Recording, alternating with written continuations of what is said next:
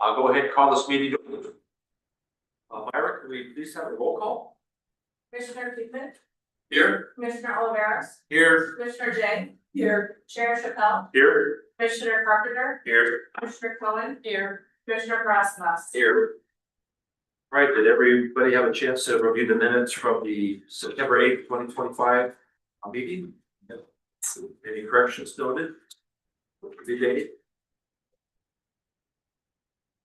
I motion to approve meeting minutes. All those in favor? Aye. Opposed? Minutes are approved. Who is the motion by? Your meeting. Well, I don't think we need any visitor or public comments. We have no visitors tonight. And no reports or presentations. Let's go ahead and move to unfinished business.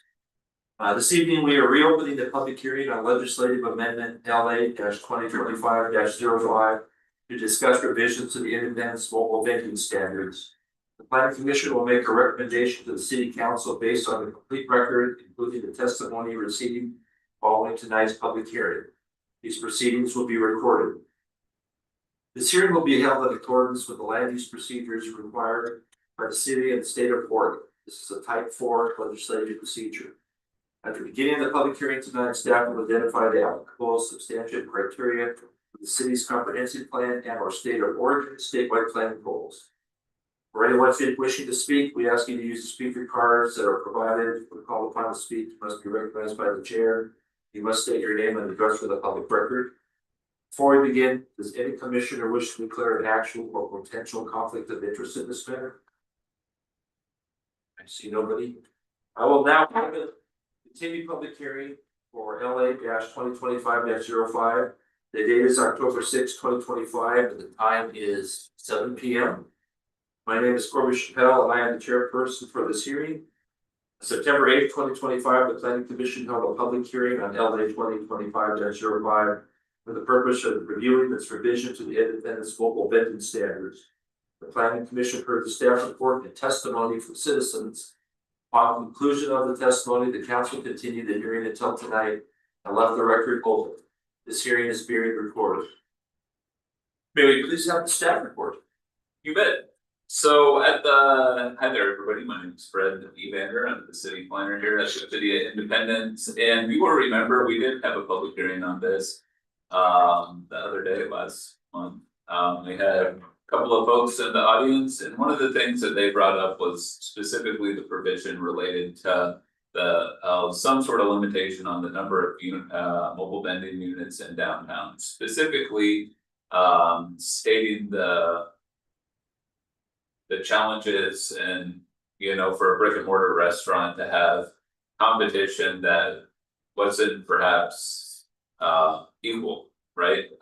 It's essentially a different form of competition.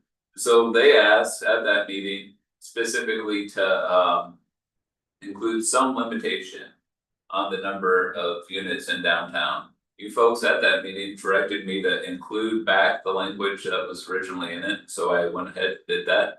You can see that in 84040B, which is on page page 9. You can see it's 3/4 down the page right there. I did include that language, and I did include a note that says the number 8 is only a placeholder. The city council can consider whether to include the limitation, and if so, so that's that statement. Also, you folks wanted me, we sort of had a question about the bathroom requirements and how they related to existing pods, and specifically I got thinking about parallel 45 and the pod sort of around that area. Currently they have a bathroom facility in the building, but that building is not open all the time to people who would potentially visit the units and then potentially need to use the bathroom. How we recommend changing that language is just essentially have it so the people who are operating the mobile vending units can have access to the bathroom, during their hours of operation. If parallel 45 happens to be open or a use like that, then other people can go on there and use the bathroom, but specifically the need seems to us to be for the people that are gonna be working in the cart. And so that's how we went ahead and wrote that language. That's specifically on page 4, and on page 11 of your packet, page 4 of the draft. You'll see N restroom facilities 2. That's the language. Mobile vending pod shall have a permanent restroom that is available for employees during all anticipated hours of operation. That's where that writes that out. And then also there was a question about whether the draft was clear enough. The second section of it, which was specifically related to mobile vendors, to make it clear that each time they're moving locations, they need a separate permit. When I was looking at it, it seems to me clear enough. It says to receive, for example, on page 16 of your packet, 419A right there, to receive a mobile vending license for a location approved under the Independence Code, subchapter 84, an applicant shall apply on forms. So it's specifically tying stuff to the location.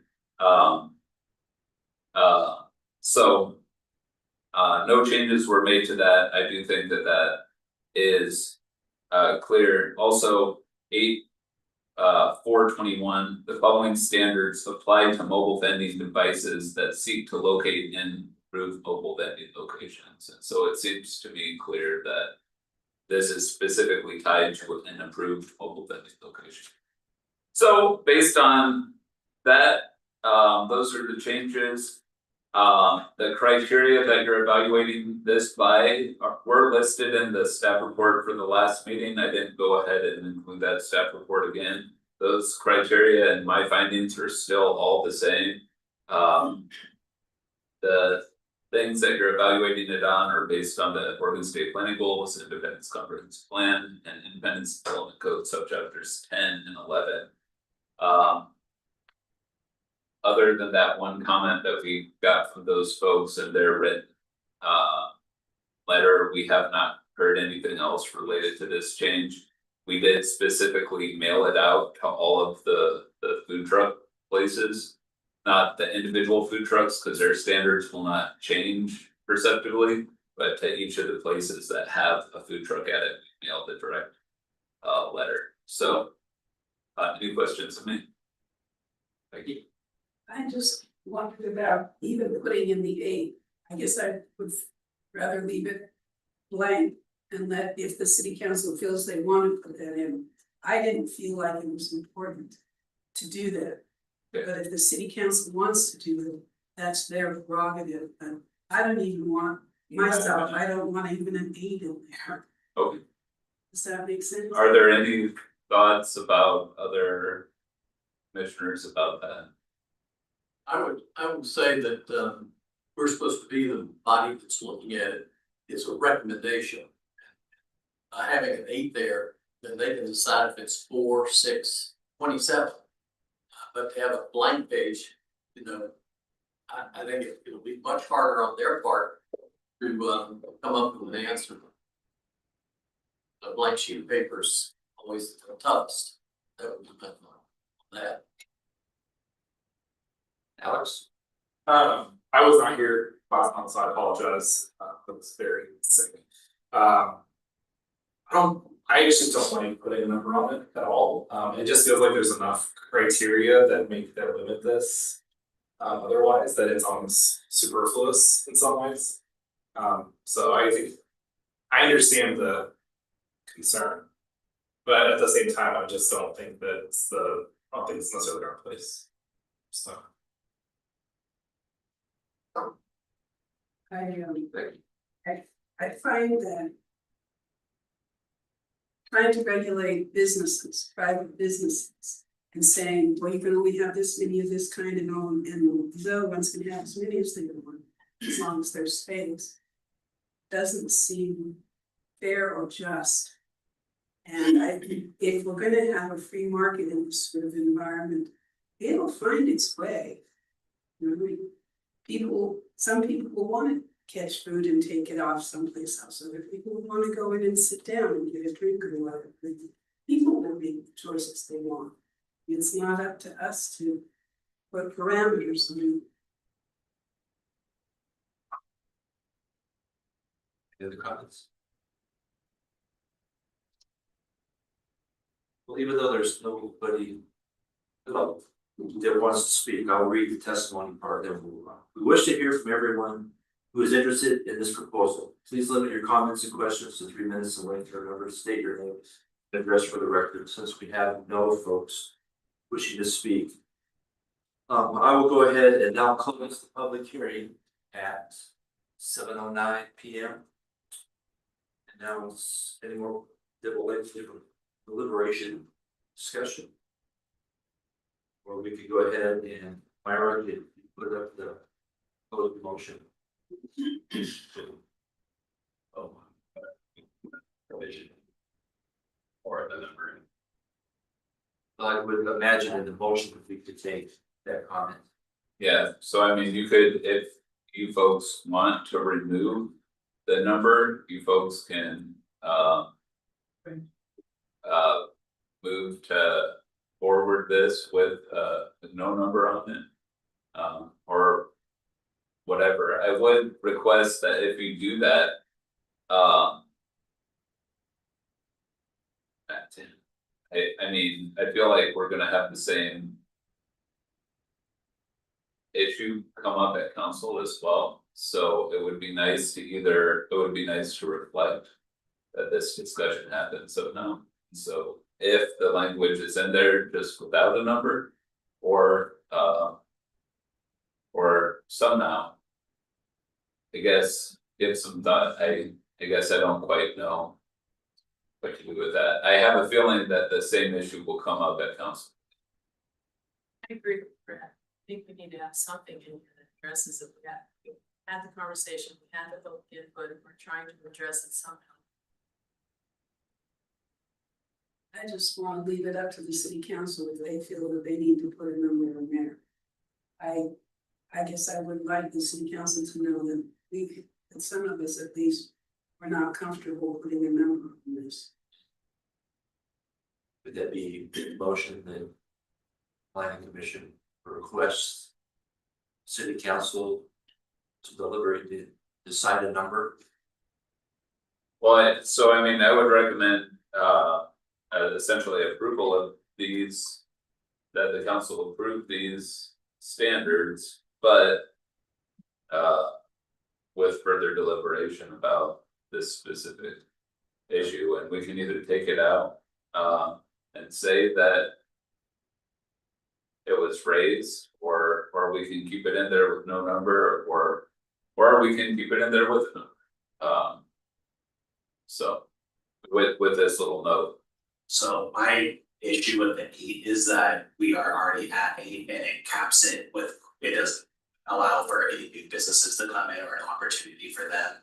And it kind of feels like, oh, these guys were here first, and now they have a grip on it and no one else can come in.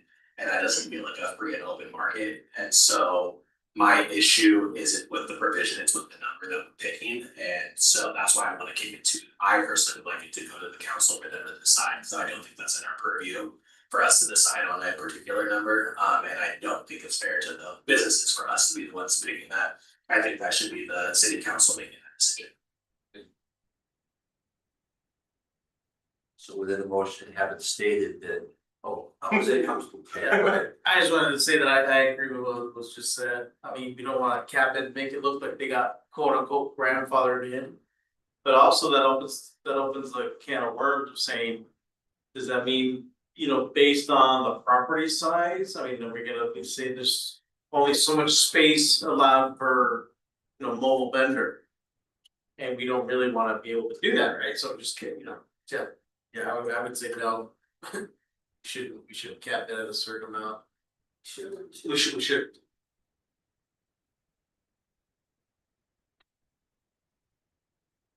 You want? Yeah, Alex. I just had a question for Fred. When you present this to, I guess my inclination is to remove it. Okay. But then when you present this to council, I think it's worth you bringing up.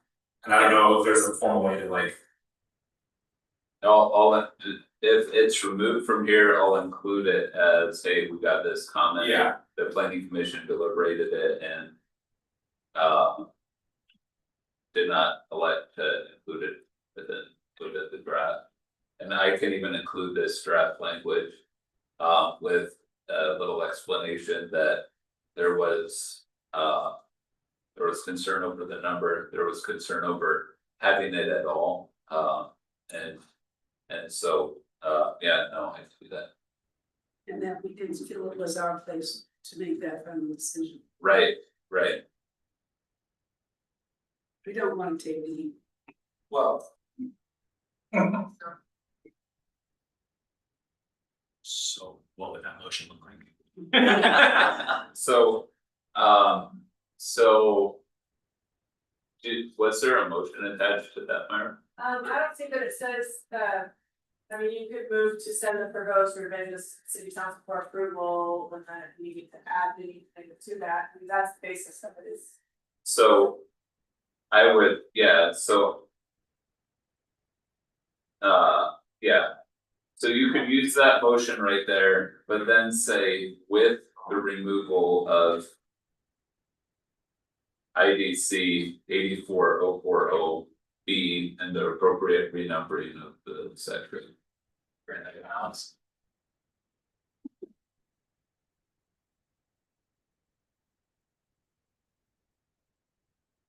So a potential motion could be the planning commission. Moves to send the proposed revisions to the city council for approval based on the findings of the staff report for the meeting of September 8th. With the change. Or with the removal. Of IDC 84040 B and the appropriately numbering of this section.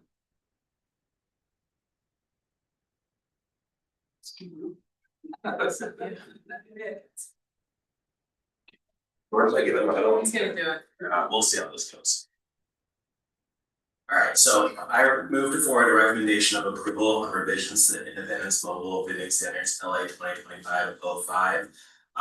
With the inclusion of the removal of IDC 84040 B as per. The discussion at planning commission meeting on 10/6/2025. Second. All those in favor? Aye. Opposed? Motion passes. That was beautiful.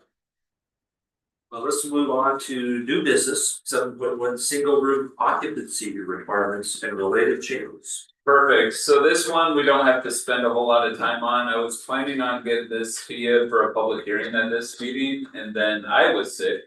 So I missed the notice, I missed the notice period. And so what I did wanna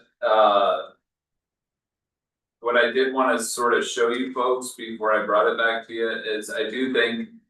When we did HB, the changes to HB 3395, we had a small little provision related to affordable housing as a ground floor in commercial areas, which we were supposed to regulate as part of that. I neglected to include that in the previous version of this, and I think we could just fold it in. So that way, I'm not bringing you something that you haven't seen before a public hearing. Basically, you folks recommended approval of that in the past. You can see the change on 26 of your packet. Residential structure subject to an affordable housing covenant as provided in ORS 456-270. That's just basically re-including that language. But otherwise, I think it's the exact same code. I just wanted to make sure that you folks weren't surprised when you saw it next time. So it slightly expands the scope of the changes, but still they're very similar to what you saw. Chair. Alex? Yeah. Just to clarify, this is not. we don't need to talk about. I mean, presume this is imposed upon us. This is post funds. Yes, no, it's something that we started to do, it's something that you folks had a public hearing about. Yeah. Had included, and then we just didn't get to it, so, Said as much for anybody who happens to be watching this. yeah. Alright, So then, 7.2. Oh, apples. So, And if my memory serves too, we're just using the state definition for boarding house or the non-boarding house, but the single room occupancy, and we're not adding anything else to it, right? I don't think so, I I mean- thought that's what we had agreed before. Lots of rhetorical questions. Yeah, okay. Just wanna make I sure. don't think so. Yeah, so I added the last sentence, the number of units allowed on a particular site is articulated in ORS 197, so just because. It's a weird, they don't calculate it where it's just straight across. So in residential zones, it's one thing, in non-residential zones, it's another thing, so. Thank you. Alright, so. Based on that, take one of these, pass it down, take one of these and pass it down, I'll go over here, oh shoot. Then take, sorry.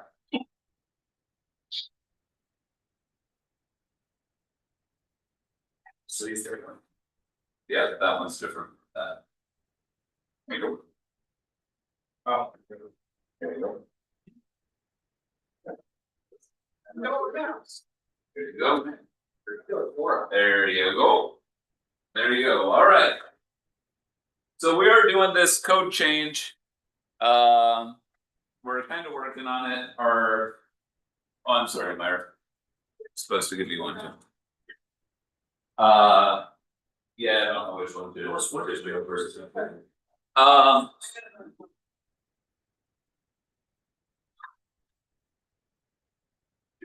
Okay, I have the other one. the other one, No, okay. and this one. And that one, okay, so I got three, okay, where to even start, that's a good question. You look at what we got here,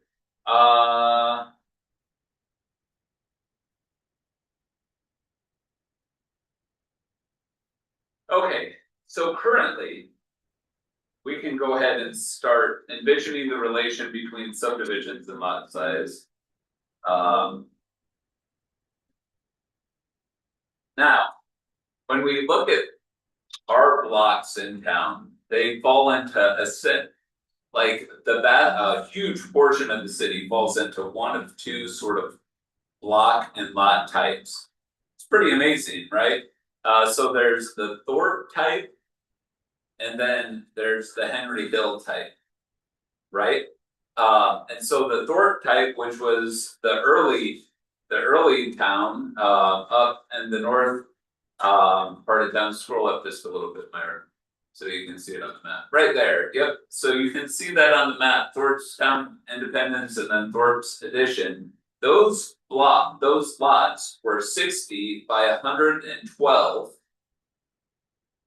So about 6,800 square feet or something.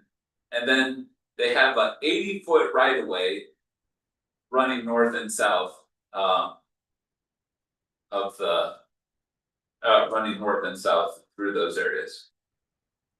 The Henry Hill type are 66 by 148.5 with 66-foot wide streets. And you may ask, well, why were they using 66 feet? Well, there was a measurement called a chain, and a chain was 66 feet.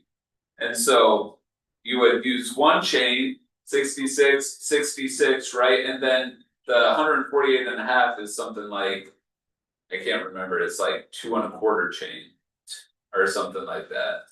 Right? And so that's how the measurements got to be that way, right? And so we have these lots all over town. Now, the amazing thing about it is when we look at our current minimum lot size and stuff like that.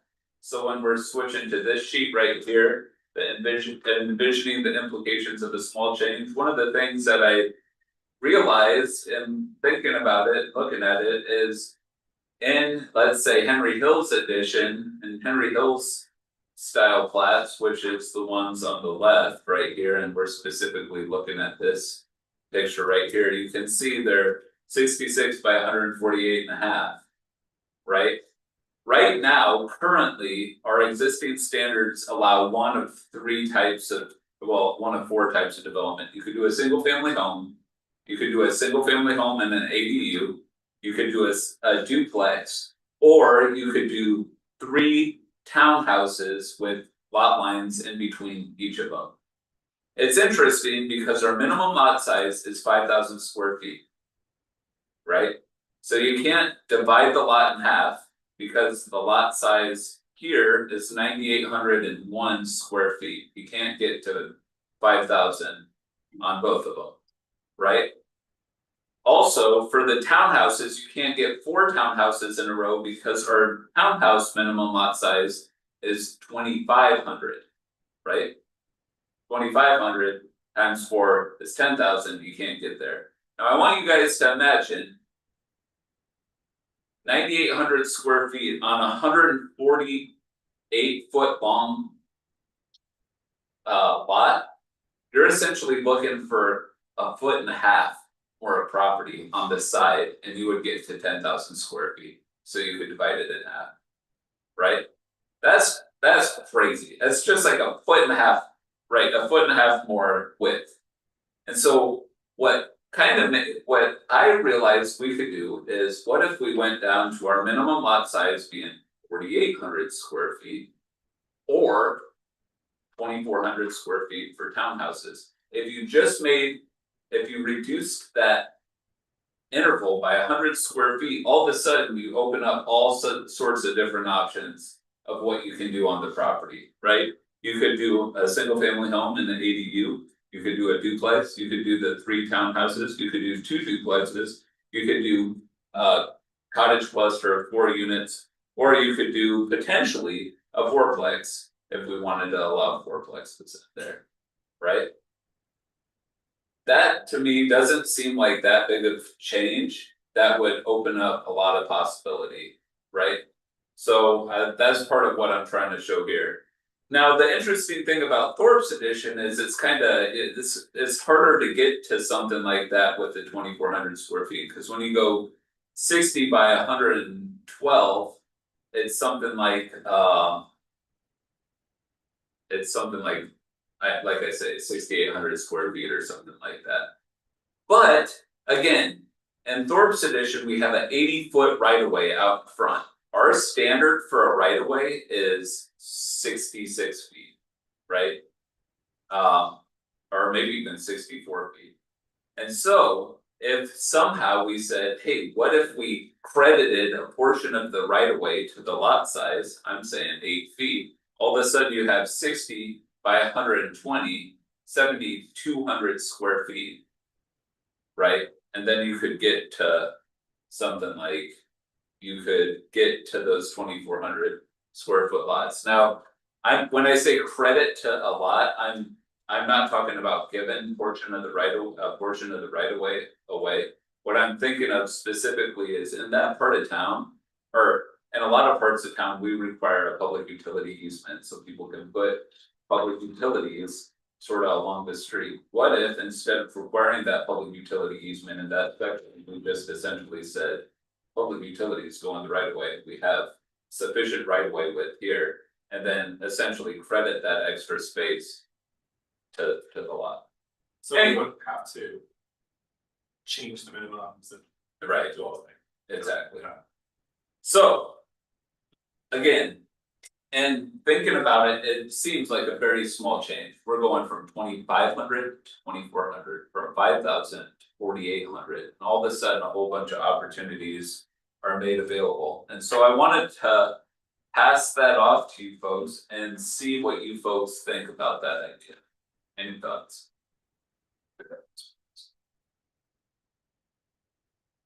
Any thoughts? Alex? I'd be curious, I've seen your videos.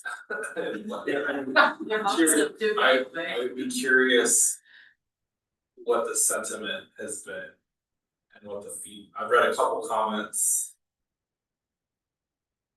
but I'd be curious what your. Not positive, maybe, but more probably negative to the city. To the idea. But I'd be curious what the feedback you received is on this, on like these types of things.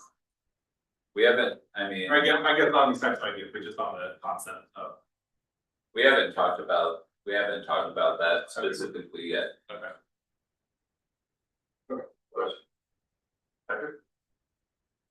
You see would object to this. It doesn't seem to hurt anybody. Other than, I'm here, I got mine, you can't have yours. So one thing we hear a lot about is things like yards. And just concerns about like taking yards away from people. Again, this is never forcing people to do something, this is opening opportunities for what people can do with their property. The fact of the matter is, somebody could do each of these if they acquired 1.5 feet from their neighbor. You know, it's just one of those things where it's almost like a silly policy. It seems to me, you know, like. To say, or, I mean, we have the ability to do a variance in the Henry Hills edition to get down to 4,500 square foot lots. And so there is the potential to do that, but again, we talked about that in the past. The Henry Hill edition is more, or the Hills Town of Independence. There's more lots that are exactly the same as the Hills Town of Independence than just the Hills Town of Independence. So that variance applies to only a portion of this, but there's other places with the exact same lot configuration. Ouch. Just to respond to Patrick a little bit, we've. In the past, at least, because we've been planning commission for 3 or 4 years, we've had a couple of projects that have come in where people wanted to make changes to. Their, bottom piece of property, they want to do something new or different, whether it's townhome or something like that. I would say some of the neighbors have been very vocal in opposition to that. And so I think when you're asking who would be opposed to this, it doesn't really hurt anybody.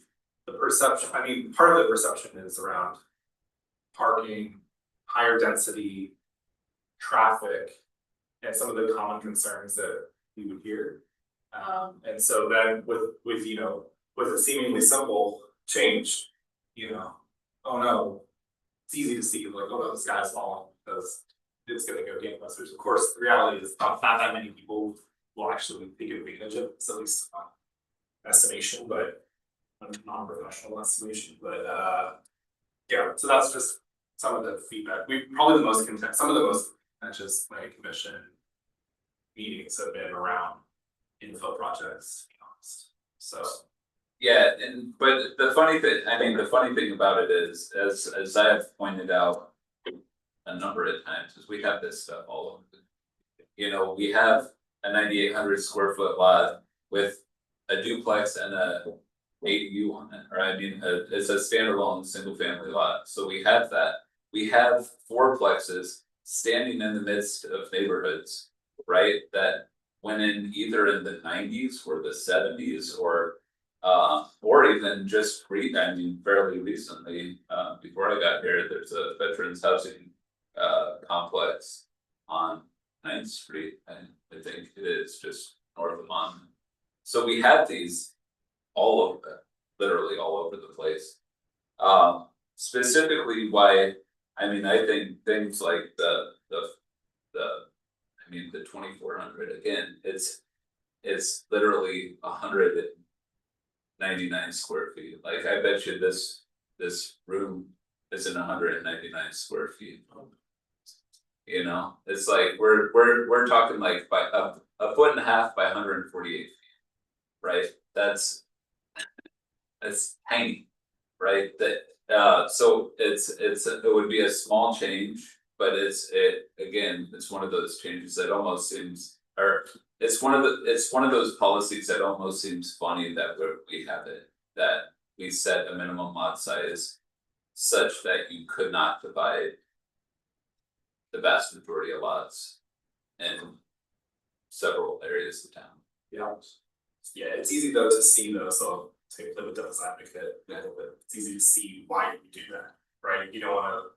The arguments you hear against it are like losing the charm or the feel or the sort of the. Ambiance. Right, it's sort of the, you know, the things you can't measure, you know, in modern parlance, the lives. And so, you know, I don't think we're in a place right now for. Like that's sort of not secondary, because I don't think I think we've proven time and time again that it already exists. It just allows a little bit more latitude for the person who wants to build ADU. Or the, Yeah, But zoning by variance is not good planning. I agree, yeah, but I'm saying that it already exists, it sort of predates, a lot of this stuff has existed for a long time, well before the nineties and when we've done walking tours, you know, you've seen quads that were built in the sixties and the seventies, and it's just sort of, it contributes to the, I would say it does contribute to the nature of the community of just having that mixture of types of housing rather than the kind of just the copy paste kind of piece, so, yeah, I agree with you, I agree, it's like we want. My personal opinion is absolutely, let's make the simplest change that gives you the most, you know. So, yeah, Becky.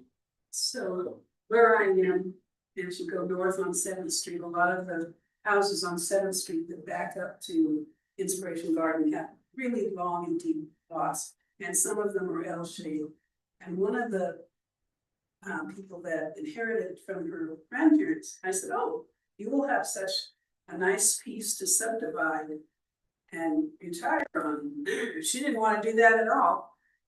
But I'm looking at all of those lots going, at some point, they are going to be, and we should look to infill them.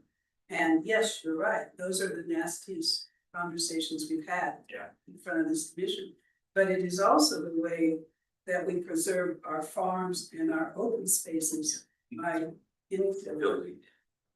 yeah, and so I mean, just to sort of explain this map a little further, so I went ahead and just listed the lots that would sort of fall within the range of current lot size to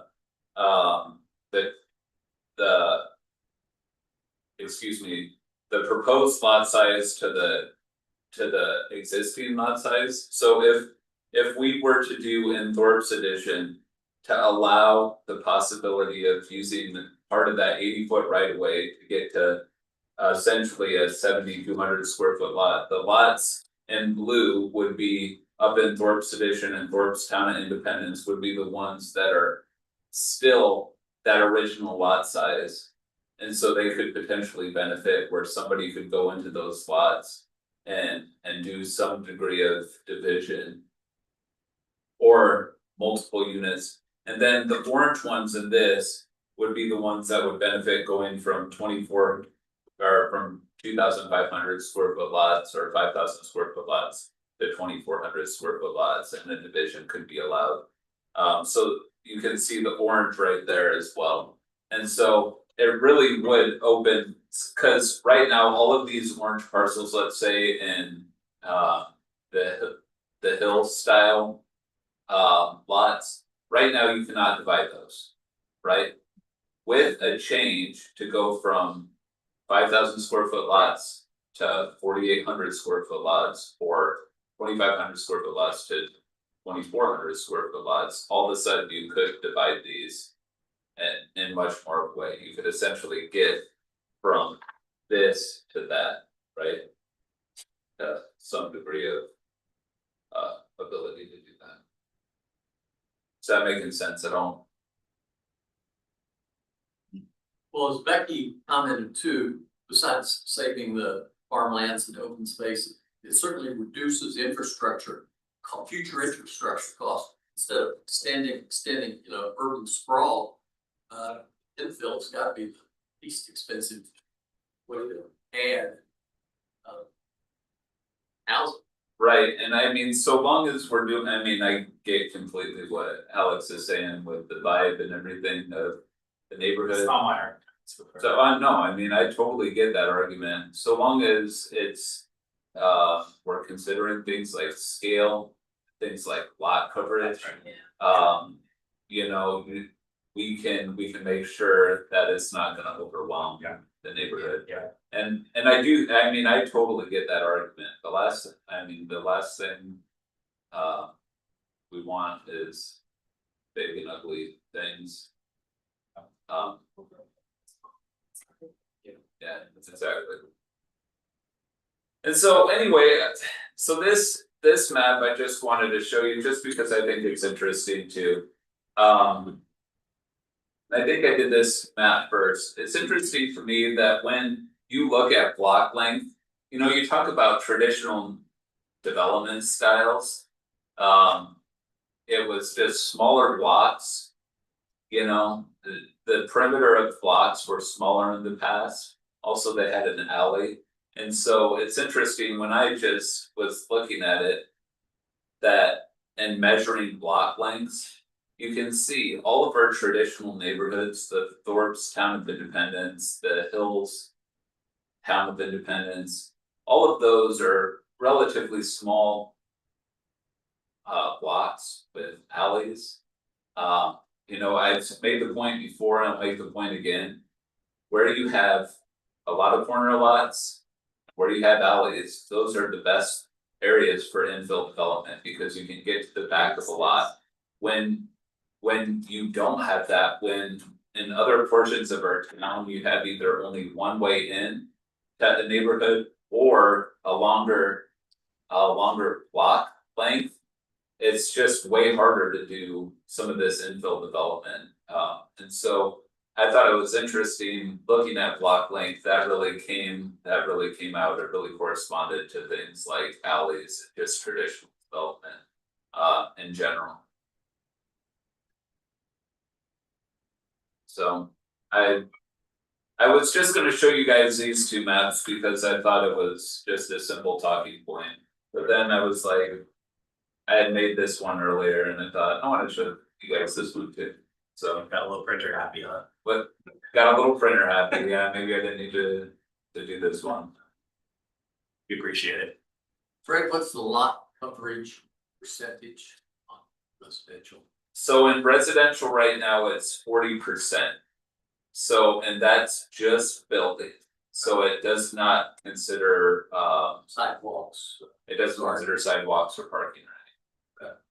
Oh, it does not include parking. It doesn't include parking. Yeah, so but it does include a garage. So if you have a garage or an accessory structure or anything like that. That's one thing that I think we'll talk about as we're doing this infill code a little more is what about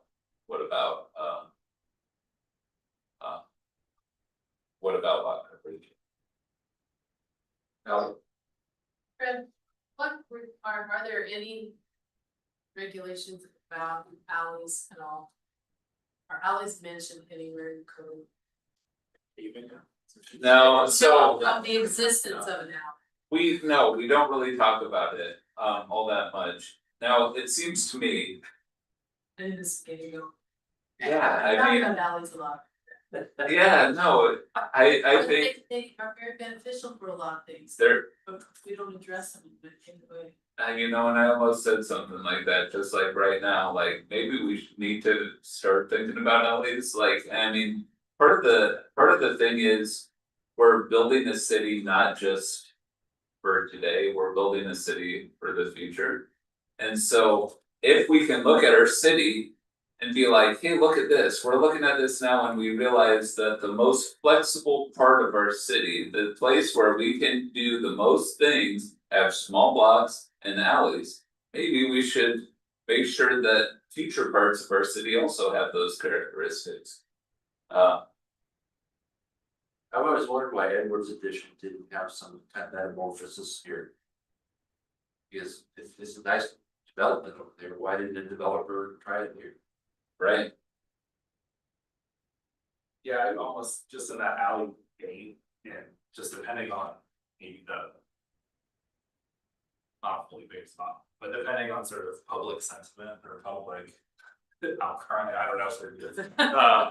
But it is sort of reasonable to me to think about the places that have like, I hate again another sort of overlay, but the places that have alleys.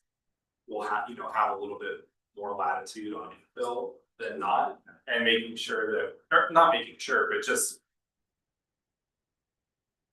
Yeah, constraining slightly yeah, where and this happens, I don't know, then again, not fully baked, but. yeah, it's interesting because in talking with our consultant for the project.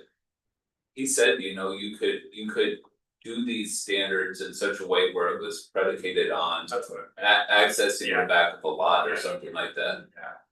And I do think that makes a whole ton of sense.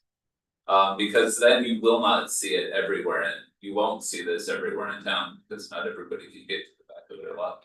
Well, I guess if you make the standard. If you put those restrictions on it, it would become implicit. That it's only at an innovative place that had an alley or like rear lot access. Yeah. And so that, it's sort of. Extra regulation Right, that you don't necessarily need, but. right, it's. In my thinking, and I mean, this is completely unbaked thought, so in my thinking. We could almost take our low density residential zone and our medium density residential zone and just make it one zone. And then have, because they're so similar in so many ways, like the amount of requirements that are actually different is very small. So you could almost say, okay, that's one zone, and then the differentiating thing is, can you get to the back of the alley or not? Yeah, that makes sense. If you subdivide a mid-block lot, Yeah, with an alley, you would have access. Can you get permitted with alley access to the back half? Well, the alleys are public. the alleys are public, yeah, Are they street named and can you get, is it a recognizable address? It's a good, that's let's talk about what we're talking about. that has come up before, and me and Karen. Before she left, we totally came up with a whole system to address alleys, and I don't. Not to address alleys, but to address. Address alleys, yeah. Got it.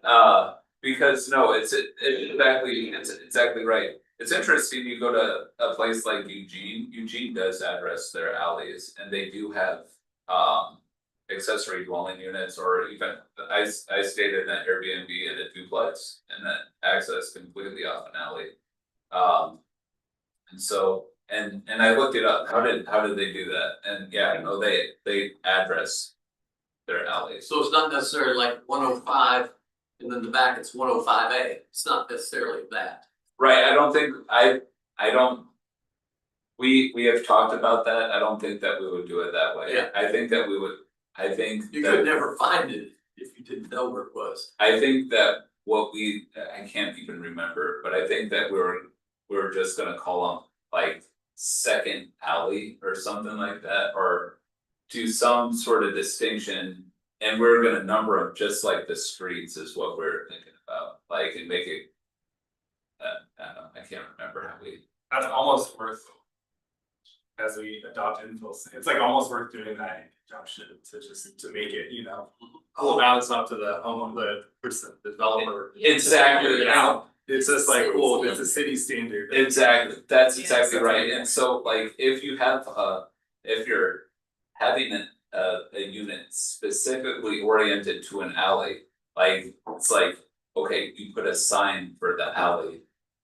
Out on the street, so people know it's there too, and then have that be a basic standard too, like. Yeah, you're paving the alley to get to your lot, but you're also putting a sign at the alley to help the mailman find it.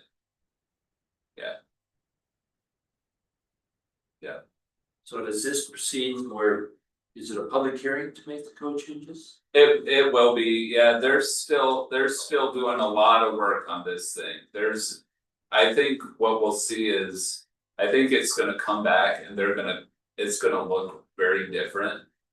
I don't know what they'll give us. What's it? Different from what? I What you think, I mean, expected they would come back with? was it?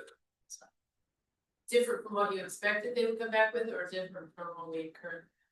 I think that what they're gonna come back with is they're gonna try and make some of our standards more visual. And I think that they'll come back with some of these things. So I don't even quite know what to expect, they're working on it right now. I have talked to them specifically about the idea of this. Like just a simple, what if we go from 2,500 to 24 or and so they are planning on incorporating that change, but there's also things in it like stuff like this, just trying to make some of the house styles. Like this is a cottage cluster, and so there'll be more stuff that's sort of visual that they're including, and the draft as well. Also like things like height, and cause height is one thing I do think I've said our height limit right now is 35 average. If somebody built a 35 foot tall to the average peak, you know, if you take a peak like this, and you find the midpoint, that's 35. That's very tall. That's a very tall building. That's about that building size, right? Over there, the new building. And you put that in the vast majority of residential neighborhoods and independents, and people are not like that. And so like as we're talking about infill standards and talking about people, you know, as we're talking about potentially allowing more housing types, rectifying that is one thing that they're gonna do as well. What's gonna happen is we'll have a public hearing about this to adopt the code change. And we won't get the grief until a guy decides to do it. The neighbors on either side are here screaming and yelling about it. Yes, And like that, he had some doozies. yeah, that's right. Well, Yeah. That was part of what Chaser had to notice thing was to make sure that everybody saw a paid fluorescent sign. That something was going on. Well, it's. Yeah, that's exactly right. All right. So that will come down the pipe sooner or later. Is sooner or later, what I sort of plan on doing is because. I mean, there's not like a technical committee for that project or anything. I'm planning on bringing this stuff to you just little by little, just to talk about ideas.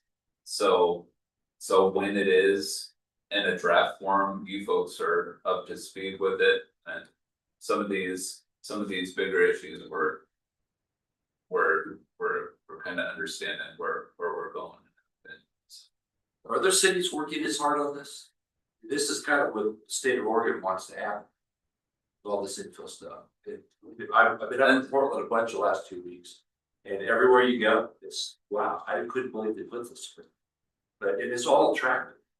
I'm sure there's probably neighbors around who were bugged, but it was a lot of put down. Yeah, I mean, a lot of people are working on it.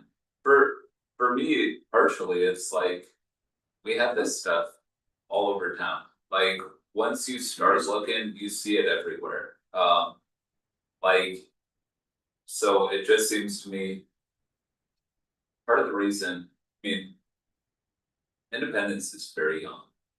Part of the reason we're very young is because we have places for people to live, right?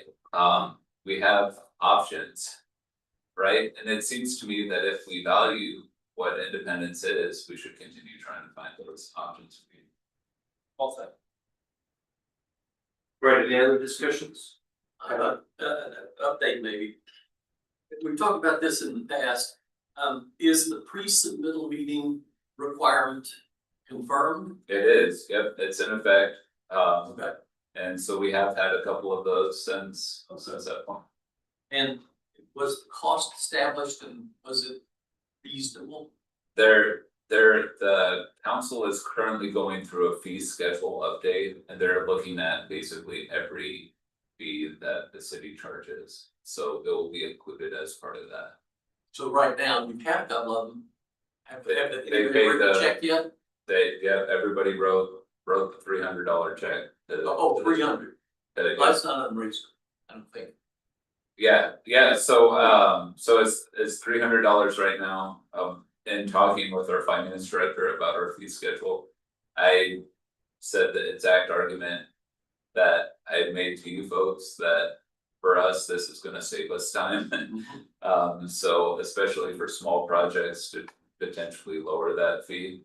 I don't know where that project is at this point. I know that I talked to him, I know that it's. Okay, then the follow-up. Is it working? Yeah, well, I mean, like I said, before, it's very. I don't like seeing people invest time and money in stuff that they can't do, or that is not financially feasible, you know? And so, getting ahead of that to prevent their discouragement is a great thing. We have had some people try and look at, hey, what would happen if I did this business here? And it was like, you know, one of them was like a car sale. I was like, where are you gonna park the cars that you're selling? You know, we were able to have that conversation with them, which was a great thing to be able to have that conversation. Like, well, what is your plan for this? Like, how does this work actually? So that person did not pull the trigger on that site, which probably saved them a lot of discouragement in the long run, I would say. Yeah. Mark that one up as a win then. You know what? It's working. There are, yes, thank you very much, because there's a lot of things that we do that make things work a whole lot better, or prevent something bad from happening that a lot of people don't see. And so it's nice to say, yeah, no, that is working. So that's good. Right? We have a video for tonight? We do. Myra, can you make sure that it's playing at like one and a quarter or something like that? Jordan asked for be let out, so I granted it. There's a test on it next time. Email me the video. Have a good night, guys. Yeah, thank you.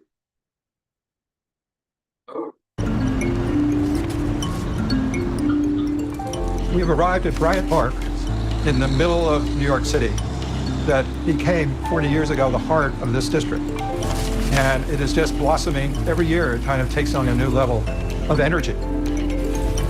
Bryant Park changed everything. It became the place where it was totally about programming. And programming, we learned, is about design, but programming is also about improvisation. So you go and you see high levels of improvisation. The whole attitude was just make it neat, clean, and empty. The whole architecture profession became driven by fear and not wanting people to be using the public space. The world became more isolated. People were so afraid their houses were disconnected. I mean, it was the dark ages of development over the last 50, 70 years where we really destroyed communities and downtowns. Towns just lost their whole reason for being in many, many cases.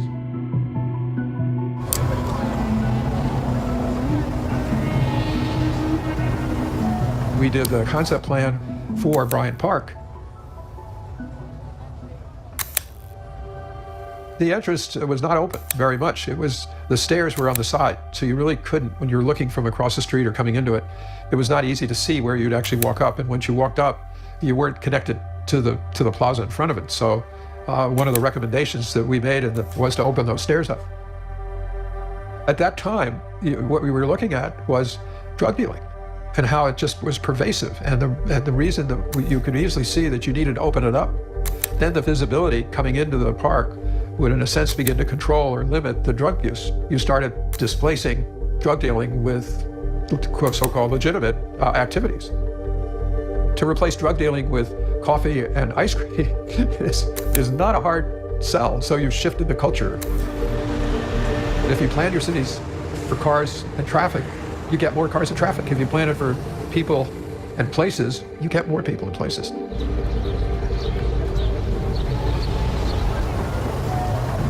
I started Project for Public Spaces in 1975, and we have offices in Rockefeller Center. Well, we had been working in the Rockefeller family offices, but we were given space here to open our PPS. Steve Davies was an architect, and he's brilliant. He was a good writer. He could understand things very well. He could help organize and manage a lot of the project work that we did. Kathy Madden is a godsend for us because when she thinks of design, she thinks of how something works. She didn't see design as object or art. She saw it as how it really would bring people's lives together in these places. So that you can always come and there's something fresh every time you come. And it's some of the most beautiful flowers and seasonal things. It was really fascinating because we ended up not only studying, but we ended up making simple recommendations that they would actually implement. Everything we did was based on findings of studying a plaza, taking time-lapse, observing characters. I mean, it was all, we were woven right into that. So we were always going against the grain, so to speak. And so we had to do the interventions. That's where placemaking became such a powerful tool and we had to do lighter, quicker, cheaper interventions to show people that there's a different route. A whole different mode of improvisation, and what you're now setting up is the fact that people know this. They know what makes it better, and they will actually take it and make it better for themselves. It's powerful and seductive and replicable. When we first came here, there was absolutely nothing to do except lie in the grass. And then about 20 years ago, we came up with this idea of the power of 10, that a great space needs 10 places. In each of those places, you need 10 things to do. I mean, just imagine going back and all of a sudden opening your eyes and seeing this. We did a placemaking vision, so we were doing this exercise, the place game, with the board of a museum and local artist organizations and so on. The head of a museum asked me, well, how many places do we need inside and outside? And I had no idea. So I said 10. And then she said, well, how many activities do we need in each of those places? And I didn't know what to say. So I said 10. So 10 times 10 times 10. And if you go to Bryant Park today, they have 20 places where there are 10 things to do. And so, I mean, they've gone to an extreme in a very good way that you can't go in there and not see so many things to do that you will stay many, many times more than you thought you would stay when you came. You know, I remember because we would work on specific places like Detroit. It didn't require a lot of planning, it just required doing. With a beach at the center, at the heart of Detroit. And that's improvisation, that's creativity, that's local ownership. The beach was absolutely extraordinary. Imagine putting a beach in a city as depressed as Detroit. And people would come, all kinds of people would come and play in that beach and around it with a beer garden. It's a big shift. So if you look at it, you can see the power of 10.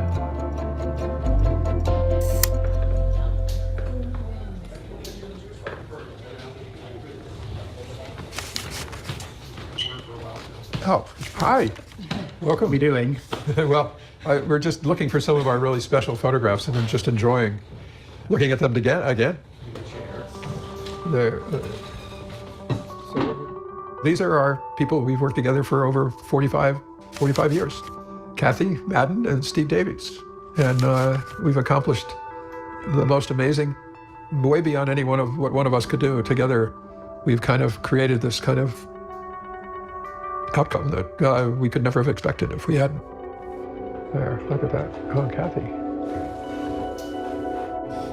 My long-term colleagues and friends and neighbors. Right. No.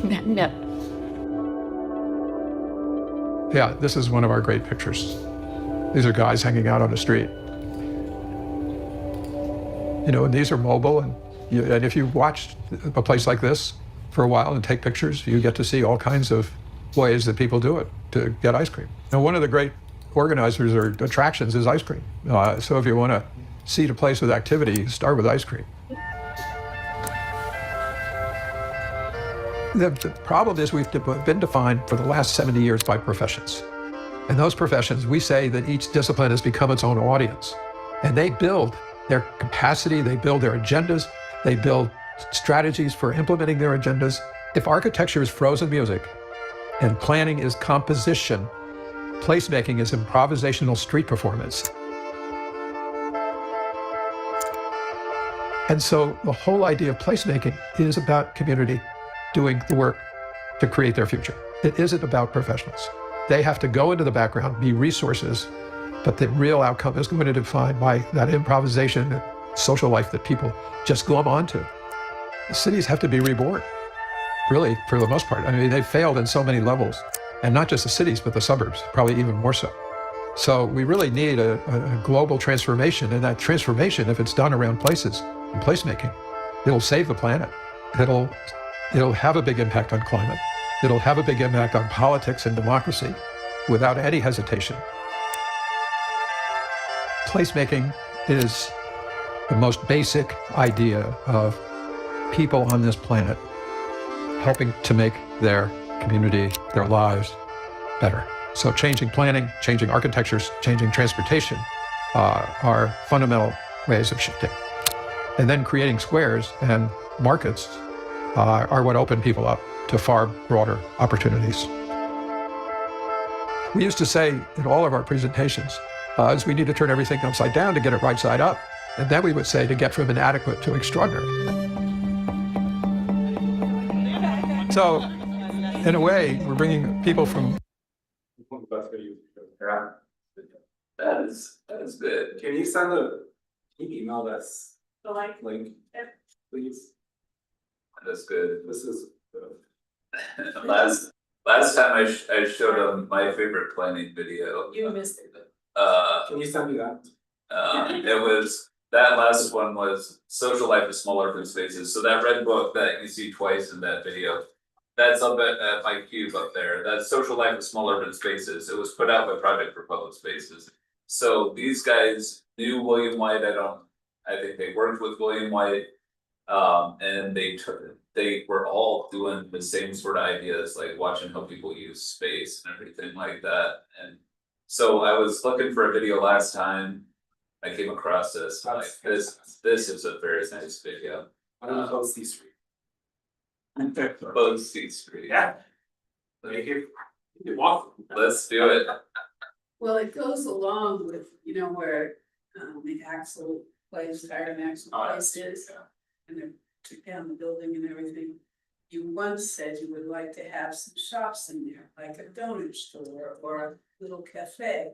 And it's right next to the park. It would be really nice if we ever got to that. And it is walkable for a lot of people in that part. My neighborhood. Yeah. Well, isn't there an issue with contamination that the bill had there? That's what I'm told. I think it's been capped, I don't think it's a active brownfield site, but I think that there's potentially some limitations on it. I know, There were someone that was gonna develop it, they do phase 1, phase 2 environmental.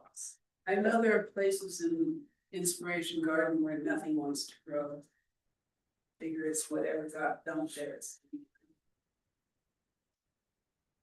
Thanks for sharing that video, that's good. Yeah, it's good. Awesome.